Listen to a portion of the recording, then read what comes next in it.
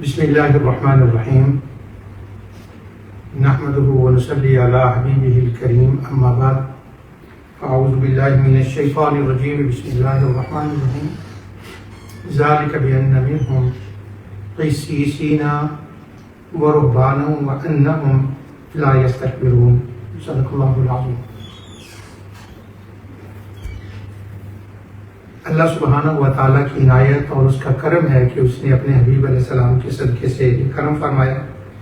کہ ہمیں جمعہ پڑھنے کی سعادت نصیب فرمائی۔ اللہ تعالیٰ آج کے ہمارے جمعے کو اپنی بارگاہ میں شرف قبولیت عطا فرمائے۔ ان دنوں میں جو ذی الحج کا ذی الحج کے مہینہ ہوتا ہے، اس کے اندر حج کے ایام کے بعد، ان دنوں کے بعد مختلف شخصیات جو اسلام کی عظیم الشان شخصیات ہیں، ان کی کچھ شہادتوں کا ذکر ہے، اور اہل سنت و جماعت خطباء ان کی شہادتوں کا ذکر پیش کرتے ہیں۔ اس طرح ذکر کر کے ان کی بارگاہ میں نذرانہ عقیدت پیش کرتے ہیں، اور ان کا جو امت پر احسانات ہیں ان کا بدلہ تو نہیں، لیکن ان کو یاد کیا جاتا ہے۔ ان میں ایک امیر المومنین سیدنا عثمان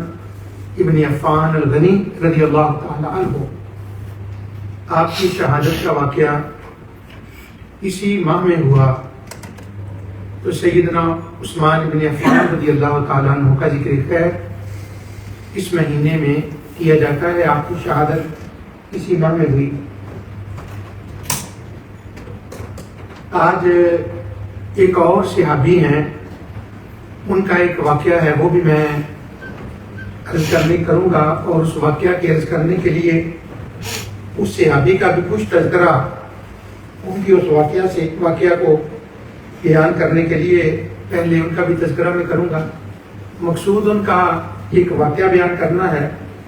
لیکن اس واقعہ بیان کرنے کے ساتھ یہ ایک موقع مل گیا کہ ان کی بارگاہ میں نذرانہ عقیدت پیش کر سکوں اور ان کا تذکرہ کر سکوں۔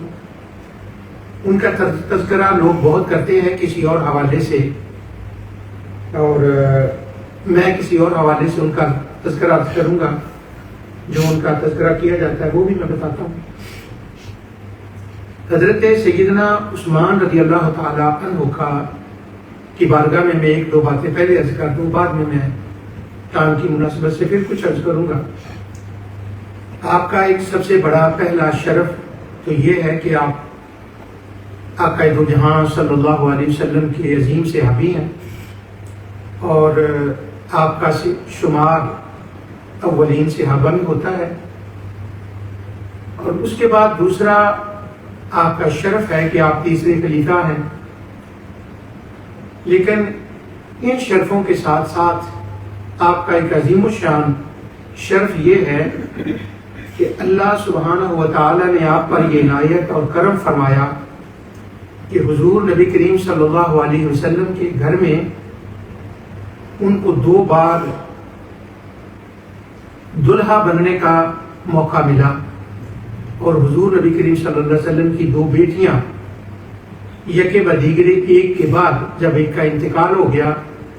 تو دوسری کا نکاح حضرت عثمان رضی اللہ تعالیٰ عنہ سے ہوا۔ حضور کی 2 صاحبزادیاں سیدہ رقیہ اور سیدہ ام کلثوم آپ کے عقد میں آئیں، اور آپ کو دنیا کا ایک عظیم الشان ترین شرف جو ہے وہ حضرت عثمان کو ملا۔ اس لیے آپ کو ذو النورین کہا جاتا ہے، 2 نوروں والا۔ آپ کی بہت فضیلتیں ہیں، ان میں ایک یہ فضیلت ہے کہ آپ کی سخاوت جو ہے وہ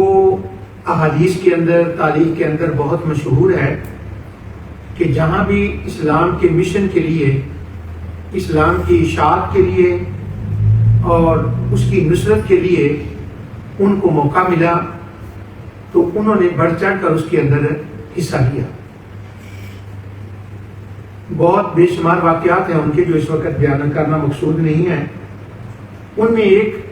یہ بات ہے کہ جو اگلے صحابی کا میں نے بیان کرنا ہے اس کے ساتھ اس کی مطابقت ہے کہ حضرت عثمان رضی اللہ تعالی عنہ نے مسجد نبوی شریف کے اندر اس کی جگہ کو خرید کر وسیع کرنے کے لیے آپ کا ایک بہت بڑا کارنامہ ہے، اور آپ نے مسجد کا کچھ حصہ جو خریدا گیا وہ آپ کی رقم سے خریدا گیا، اور آپ نے وہ خرید کر مسجد کو عطیہ کیا، اور آج بھی اور قیامت تک وہ حصہ مسجد نبوی شریف کا حضرت سیدنا عثمان رضی اللہ تعالیٰ عنہ کی سخاوت کا منہ بولتا ثبوت ہے، اور پوری دنیا کے مسلمان جن کو وہاں جانے کا شرف حاصل ہوتا ہے وہ اس حصے میں نماز ادا کرتے ہیں جو حضرت عثمان نے اپنے پیسوں سے خرید کے مسجد نبوی کو گفٹ کیا۔ یہ بہت بڑا اعزاز ہے، بہت بڑا اعزاز ہے آپ کے لیے۔ اور پھر جب آپ خلیفہ بنے تو احادیث میں جو آپ کے واقعات آتے ہیں ان میں ایک یہ واقعہ آتا ہے کہ خلیفہ بننے کے بعد انہوں نے مسجد نبوی شریف کو کچھ وسیع بھی کیا، اور اس زمانے تک ایران، عراق، شام یہ فتح ہو چکے تھے، اور مسلمانوں کی جو مالی حالت ہے ماشاءاللہ وہ بہت اچھی ہو گئی، لوگوں کے مکانات جو تھے وہ بھی اچھے بن گئے۔ تو حضرت عثمان رضی اللہ تعالیٰ عنہ جب خلیفہ بنے تو انہوں نے سب سے پہلے اس طرف توجہ کی کہ مسجد نبوی شریف کی جو در و دیوار ہیں ان کو نقش و نگار کیا جائے، ان کو خوبصورت بنایا جائے، اور انہوں نے بنائی۔ اور مسجد کی جو سیلنگ تھی، جو چھت تھی، اس کے اوپر انہوں نے ایک قیمتی لکڑی لگائی، اور اس طرح سے مسجد نبوی شریف کی انہوں نے جو آرائش تھی، جو اس کے نقش و نگار تھے، جو اس کی خوبصورتی تھی، اس کے اندر حضرت عثمان غنی رضی اللہ تعالیٰ عنہ نے اپنے خلیفہ بننے کے بعد جو پہلا کام کیا وہ مسجد کی خدمت اور مسجد کے نقش و نگار تھے۔ اس طرح سے حضرت عثمان رضی اللہ تعالیٰ عنہ نے مسجد کی ایک خدمت کی۔ آج مسجد نبوی شریف کی جو خوبصورتی ہے اس کی ابتدا حضرت عثمان رضی اللہ تعالیٰ کے زمانے سے ہوئی ہے۔